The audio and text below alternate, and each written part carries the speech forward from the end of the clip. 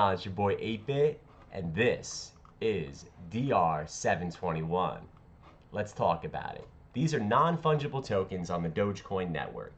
DRC-721 is inspired by the DRC-20, an experimental standard for creating fungible tokens on the Dogecoin network.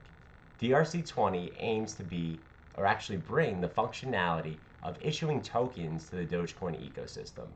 Now, by building upon the ideas and principles of DRC-20, DRC-721 extends the capabilities of tokenization on the Dogecoin network to include non-fungible tokens, thus enabling a broader range of digital asset management and value representation. DRC-721 is designed for non-fungible tokens, NFTs, on the Dogecoin network. It allows for the creation, ownership, and transfer of unique digital assets on the Dogecoin blockchain. Each token created under DRC-721 has a unique identifier, making them distinct and non-interchangeable.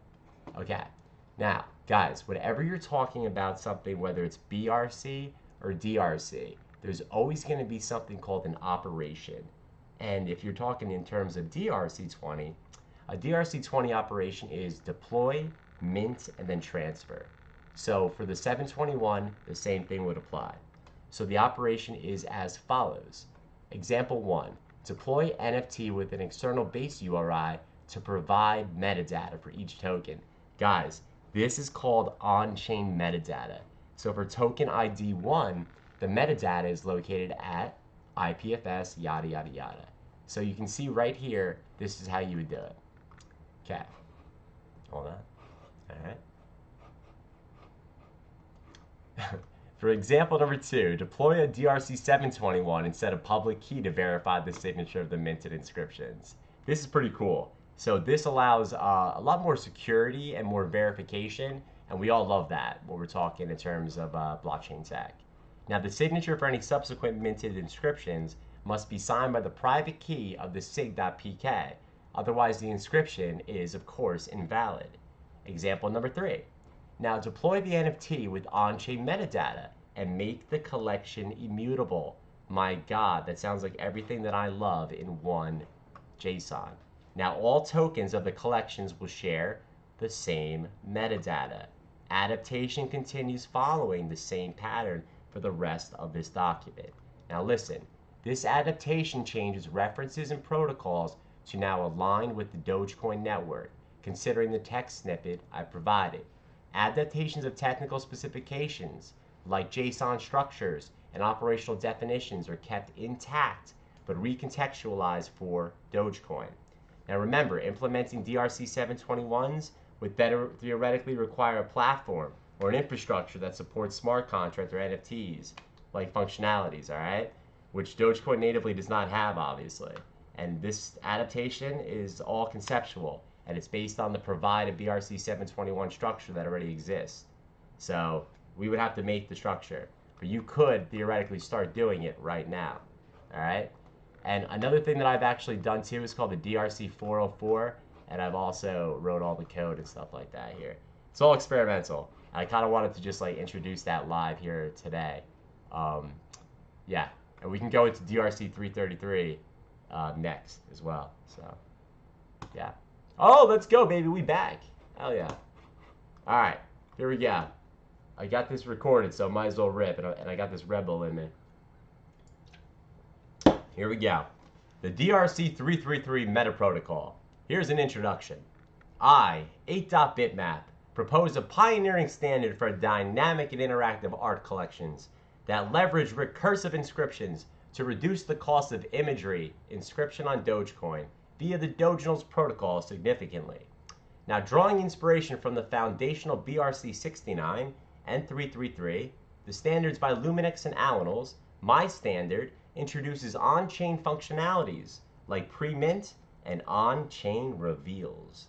This is facilitated through the Doginal's Explorer, enabling image drawing without the necessity for inscribing trait images or undertaking additional actions. Currently, the standard is optimized for pixel-based collections, with plans to expand support to vector-based collections in the near future. Here's a little bit of context. The rising popularity of the Doginal's protocol and the subsequent surge in fungible token inscriptions, particularly DRC-20, have led to increased demand for block space on the Dogecoin network. Now, this surge has resulted in unusually high fees, adversely affecting Doginal art creators and collectors due to the larger size of image inscriptions compared to text inscriptions used for trading these fungible tokens. Now, such conditions have compelled creators of Doginal collections to postpone or even abandon their projects, discouraging new creators from venturing into the Dogecoin ecosystem. Now, to foster continued innovation within Dogecoin, I introduce a novel approach for launching pixel art Doginal collections. As the Doginal's protocol gains traction, fungible token inscriptions, most notably DRC-20, have greatly increased the demand for block space on the network. This has led to abnormally high fees, which disproportionately affect Doginal art creators and collectors, because image inscriptions are larger than text inscriptions, such as those used to buy and sell fungible tokens. Now, this has forced Doginal collection creators to delay or cancel their plans for Doginal collections and discourages creators from entering the Dogecoin space. Now, in order to continue encouraging creators to launch innovative collections on the Dogecoin blockchain, I propose a new approach for launching pixel art Doginal collections. Now, here's the idea. I am seeking to introduce a new standard aimed at launching non-fungible Doginal tokens and collections. Okay? Now, this standard employs recursion to decouple the logic from the mint script. Again, this standard employs recursion to decouple the logic from the mint script, potentially reducing block space requirements by 50% all the way to 90%, depending on the collection size and network fees. Now, I propose a new standard for launching non-fungible Doginal collections. This standard leverages recursion to separate the logic from the mint script, providing again that 50 to 90% reduction of block space. And it all depends on the size of the collection and the network fees. Okay? Now, the process involves 3 steps.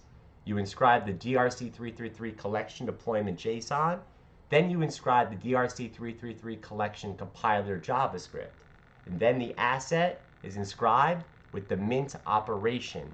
All these processes can be conducted without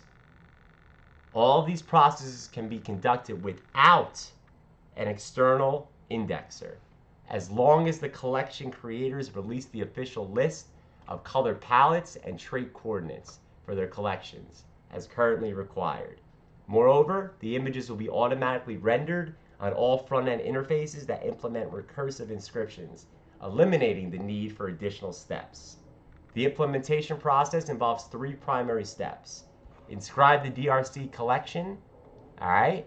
That's the deployment JSON, and again, the collection compiler, and then the asset mint operation. The entire process can be executed without relying on an external indexer, provided that collection creators publish the official list of those color palettes and trait coordinates for their collections as currently required, okay? Furthermore, images will be automatically rendered on all front-end interfaces. So that's the deploy, then you got the fucking transfer later. But yeah, I just wanted to lay that down real quick for people. Shout out to y'all for listening. That shit was crazy. Those are DRC-420s.